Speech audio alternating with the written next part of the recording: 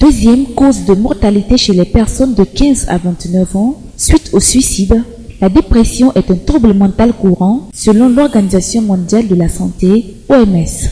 La plupart des personnes sujettes à la dépression souffrent également d'anxiété, de perturbations du sommeil et de l'appétit et présentent même des symptômes médicalement inexpliqués.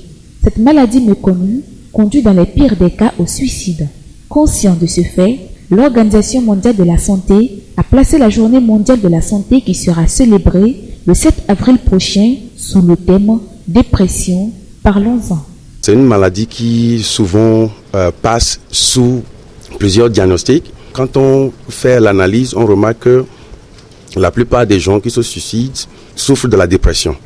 Donc cette année, cette question est devenue un point très essentiel dans la stratégie de l'OMS pour promouvoir la santé mentale. Le problème chez nous ici, c'est qu'il n'y a pas vraiment de recherche, de point de référence pour estimer le problème. Une personne sur 4 souffrirait de santé mentale à un moment de sa vie, selon l'OMS.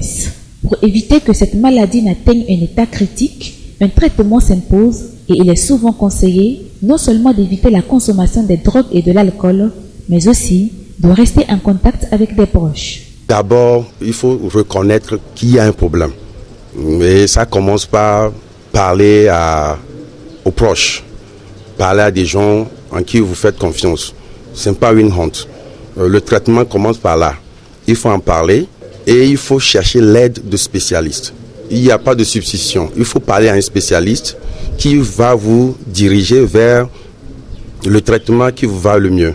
La dépression est généralement causée par une interaction complexe entre des facteurs psychosociologiques et biologiques. Les personnes exposées souvent à des événements malheureux dans leur vie sont plus susceptibles de développer la dépression et les femmes seraient les plus atteintes. La dépression est une maladie à prendre au sérieux et il convient de mener des sensibilisations à l'endroit de la population sur ses manifestations et les traitements appropriés.